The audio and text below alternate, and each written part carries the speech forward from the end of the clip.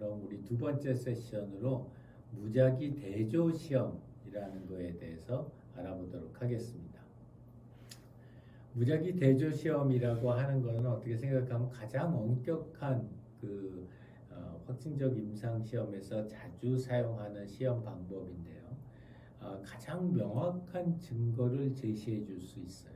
그래서 예를 들어서 여기에 가장 단순한 의미에서의 무작위 대조 실험이라고 한다면은 우리가 실험군이 있고 대조군이 있어서 이 두 그룹 간의 차이를 가지고서 이 해당되는 가설을 갖다 우리가 입증하기 위해서 사용을 합니다.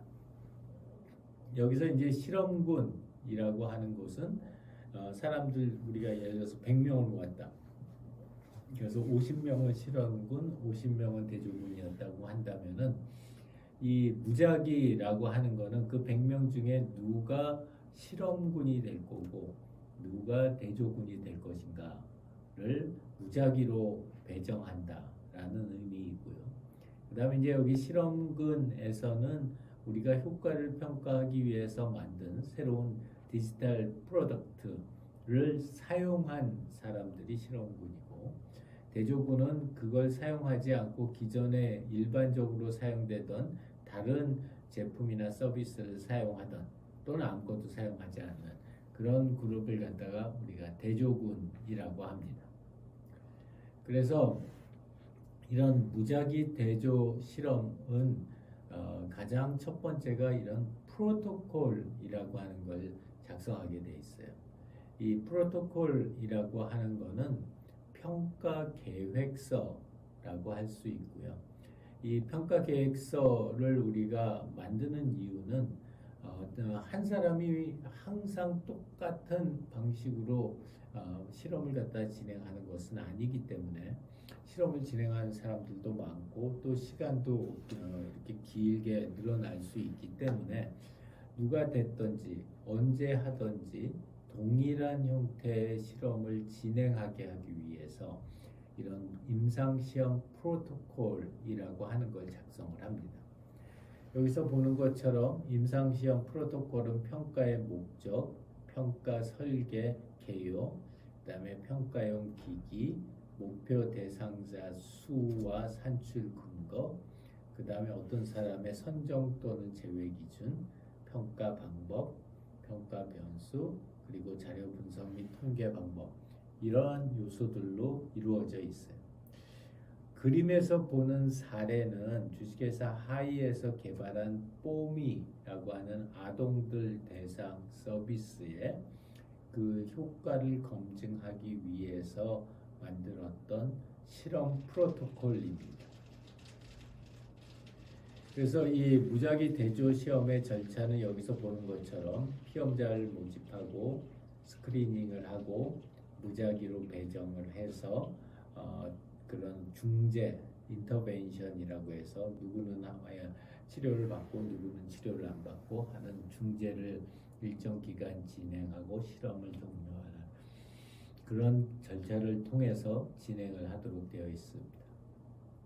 자, 그래서 첫 번째 단계 이제 피험 단계에서는 어떤 경로를 통해서 우리 시험에 참여할 사람들을 리크루팅할 것인지, 그리고 그 사람들한테 어떤 방법으로 이런 실험의 목적과 중재 내용 등에 대해서 설명할 것인지, 이러한 것들을 갖다가 밝히는 것이 피험자 모집과 관련된 프로토콜 내용이고요.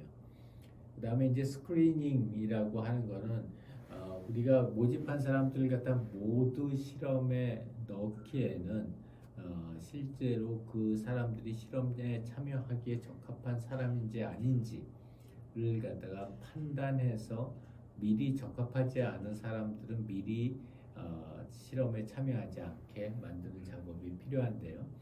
그래서 이런 거를 할 때 우리가 주로 inclusion criteria 하고 exclusion criteria라고 하는 걸 만듭니다. 그래서 우리가 이 실험에 참여하기 위해서는 이러한 조건을 만족해야 된다. 예를 들자면 성인 ADHD를 5년 이상 알아야 된다. 이러면은 inclusion criteria라고 하고요. 익스클루전 크라이테리아라는 거는 이런 조건이 있는 사람들은 실험에 참가하면 안 된다라는 거죠.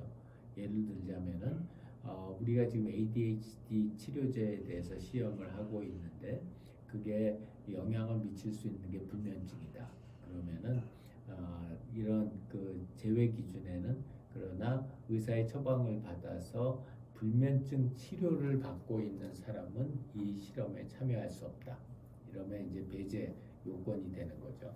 그래서 이런 포함 조건과 제외 기준이 잘 적용됐는지를 스크리닝을 합니다. 그 다음에 이제 무작위 배정을 진행을 하는데요. 우리 무작위 배정은 단순 무작위 배정과 블록 무작위 배정, 그 다음에 층화 무작위 배정 이렇게 세 가지 정도로 나눠질 수가 있어요. 단순 무작위 배정은 아까 50명 사례를 들자면 난수표 같은 걸 만들어서 어떤 사람이든 상관없이 무조건 그 사람을 갖다가 이 사람은 대조군, 이 사람은 실험군 이렇게 나누는 거고요.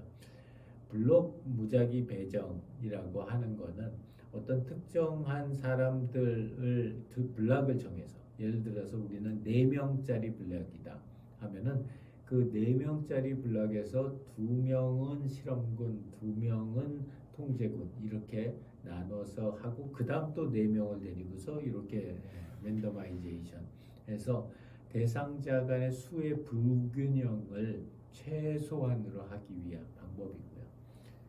그 다음에 층화 무작위 배정이라는 방법은 우리가 사람들을 여러 가지 서브 카테고리로 나눠서 예를 들자면은 이 뇌졸중 환자들을 급성기 환자들하고 만성기 환자들로 나누어서 급성기 환자들에 대해서도 25명 실험을 하고 만성기 환자들에 대해서도 25명 실험을 해서 전반적으로는 100명 똑같기는 하지만 급성기하고 만성기 환자들에서 치료군과 대조군으로 나누는 비율이 동일하게 가져갈 수 있게 하는 것을 우리가 층화 무작위 배정이라고 합니다. 그래서 일반적으로 무작위 대조 시험의 절차를 보면은 연구 대상 질환자가 들어오면은 선정 기준을 먼저 적용해서 이 사람이 적합한지 적합하지 않은지를 판단하고 부적합하면 이제 거기서 스탑시키는 거죠. 그 다음에 대상 기준에 적합한 사람들은 연구 참여에 동의하는지 안 하는지. 그러니까 연구 참여를 거부하게 되면 그 당연히 아웃이 되죠.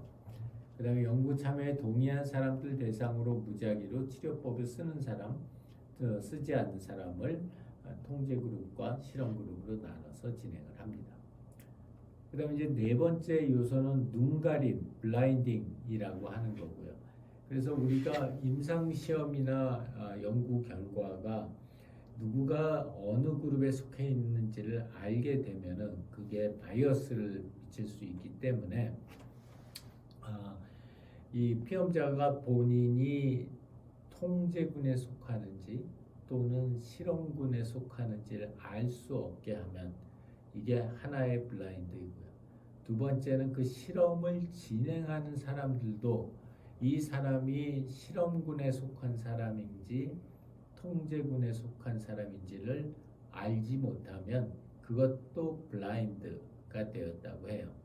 그래서 더블 블라인드라고 하는 거는 실험에 참여한 환자들도 자기가 어떤 그룹에 속했는지를 모르고 실험을 갖다 진행하는 실험자들도 해당 피험자가 통제 그룹인지 또 실험 그룹인지를 알지 못하는 그런 그 사람들을 우리가 더블 블라인드 실험이라고 하고요.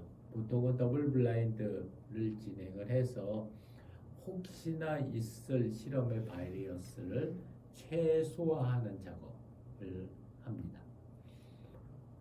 그 다음에는 임상시험을 평가를 진행하는 동안에 평가 감시를 통해서 평가를 진행하면서 부적절한 상황이 발생한 것은 없는지 그리고 이 평가의 적절성과 윤리성 그리고 결과의 신뢰성 등을 우리가 다 담보할 수 있는지에 대해서 모니터링을 갖다 진행을 합니다.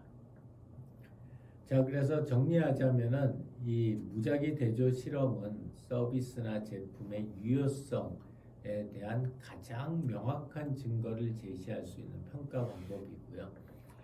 이 평가는 보통 신약에 대한 효과를 평가한다든지 이런 형태로 시험 자영자를 갖다가 우리가 랜덤으로 뽑아서 실험군과 대조군으로 배치하고 이 두 그룹 간의 결과를 갖다가 비교하는 그런 형태로 해서 진행을 합니다.